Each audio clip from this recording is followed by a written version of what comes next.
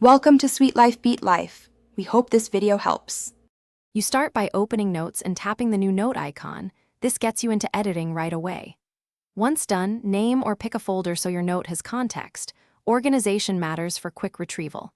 Make sure iCloud Sync is enabled in Settings Apple ID so your work appears on all devices. You'll type, dictate, or paste content now, mix methods to be efficient. If you plan to sketch, tap the pen icon. If you need attachments, tap the camera. You now structure the note. Add headings, checklists, or a table to give it clear sections. Once structured, enrich it by attaching photos, scanning documents, or inserting PDFs. Drag and drop makes this fast. Make use of handwriting and the Apple Pencil for diagrams or quick sketches. They stay searchable. Also add tags and move notes into smart folders to surface related content later. Remember to tap Done when finished editing so changes sync and remain available on other devices. You finish by sharing or securing the note.